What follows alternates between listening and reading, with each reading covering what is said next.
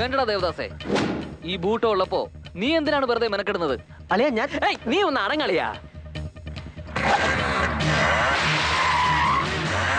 Breaks cut. Kick fast.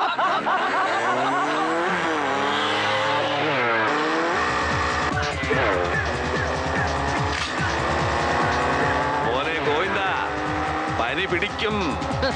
ആർക്കാ പനി പിടിക്കുന്നത് നമുക്ക് കാണാം മോനെ ഗോപാല.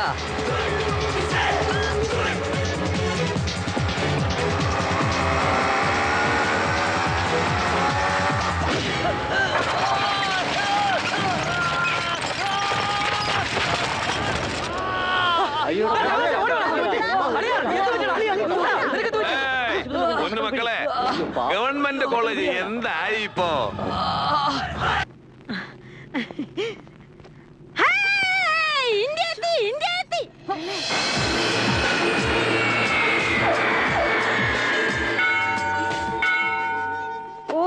പാർവതി സൺ, നിന്നോട് 2 വരങ്ങളാണ് ഞാൻ ആവശ്യപ്പെട്ടത്.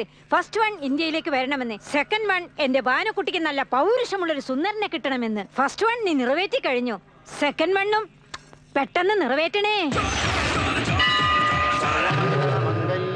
ശിവേ സർവാർത്ഥ സാധകി.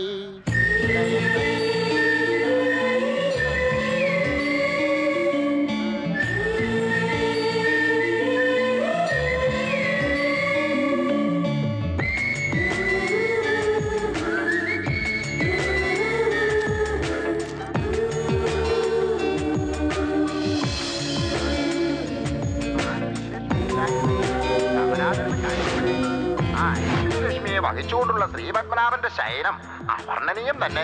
അതിനെക്കുറിച്ച് ഇനി നാളെ എല്ലാ ഭക്തജനങ്ങൾക്കും നമസ്കാരം. ഭക്തജനങ്ങൾക്ക് നമസ്കാരം. ദേവി, ഈ പവിത്ര സന്നിധിയിൽ സിൽക്ക് സാരി ഉടുത്ത സീതാലക്ഷ്മിമാരുണ്ട്, പട്ടുസാരി ഉടുത്ത മഹാലക്ഷ്മിമാരുണ്ട്. പക്ഷേ അഷ്ടലക്ഷ്മിമാരെ ലജ്ജിപ്പിക്കുന്ന ഒരു അതിശയലക്ഷ്മിയെ നിങ്ങൾ കണ്ടോ? ഞാൻ കണ്ടു. വിശ്വസൗന്ദര്യം തുളുമ്പുന്ന ശ്രീലക്ഷ്മി, തിരുവദനത്തിന് ചുറ്റും മുത്തുകൾ ഉതിരുന്ന ധനലക്ഷ്മി, കണ്ണുകളിൽ കവിത നടനമാടുന്ന ആ അതിശയലക്ഷ്മിയുടെ ജിമിക്ക് അമ്പലനടയിൽ നിന്നും കളഞ്ഞു കെട്ടിയിട്ടുണ്ട്. ഇനിയും മനസ്സിലായില്ലേ?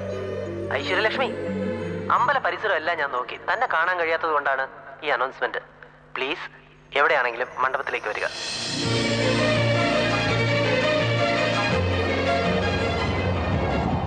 കറണ്ട് പോയോ? ഈ ഇരുട്ടിൽ എങ്ങനെ ലക്ഷ്മിക്കുട്ടിയെ കണ്ടുപിടിക്കും? താനാണോ? ഞാൻ തന്നെയാ. ഇപ്പൊ മൈക്കിൽ അനൗൺസ് ചെയ്തില്ലേ, ആ ഐശ്വര്യലക്ഷ്മി. ഞാനൊരു ഭാഗ്യവാൻ തന്നെ. ഇവിടെ ഇത്രയും ജനങ്ങളുണ്ടായിട്ടും ഇത് കറക്റ്റ് എന്റെ കയ്യിൽ തന്നെ കിട്ടിയില്ലേ? എന്റെ ജിമിക്ക് തരാമോ? ഒരു 500 രൂപ തന്നിട്ട് വാങ്ങിക്കോളൂ. അതെന്തിനാ? ഞാൻ തന്റെ നന്മയ്ക്കാ പറയുന്നത്. ഒരിക്കൽ ഇതിനെ അലക്ഷ്യമായി കളഞ്ഞത് കൊണ്ട് ഒരു ഫൈൻ അടിക്കുകയാണെങ്കിൽ കുട്ടി വീണ്ടും ഈ തെറ്റ് ഒരിക്കലും ആവർത്തിക്കില്ല. ഇനി ഒരു ഉപദേശം ഫ്രീ.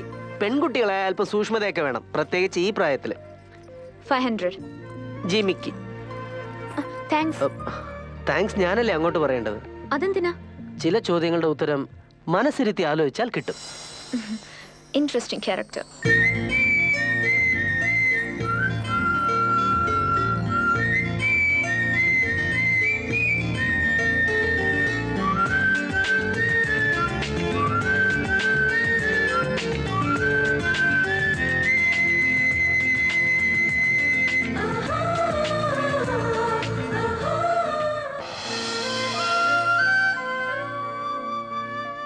ഞാൻ സംഗീതം പഠിക്കാൻ വന്നതെന്നായിരുന്നു മനസ്സിൽ ഇതുവരേക്കുമുള്ള എന്റെ ധാരണ. അന്ന് അമേരിക്കയിൽ എന്നെ കീഴ്പ്പെടുത്തിയ ആ രാഗം തന്നെയല്ലേ എന്നെ ഇപ്പോഴിവിടെ എത്തിച്ചത്? അല്ലെങ്കിൽ എപ്പോഴോ കേട്ട ആ രാഗം എന്തിനാ ഇവിടെ വീണ്ടും കേട്ടത്? ആളെങ്ങനെ? അവനെല്ലാ പുരുഷലക്ഷണവും ഉണ്ടോ? ആ ഇരുട്ടിൽ അവനെ ശരിക്കൊന്ന് കാണാൻ പോലും പറ്റിയില്ല. അവൻ ആള് സുന്ദരനാണോ? അവന് വേണ്ടിയാണ് ആ ദൈവം എന്നെ സൃഷ്ടിച്ചതെങ്കിൽ തീർച്ചയായും അവനെ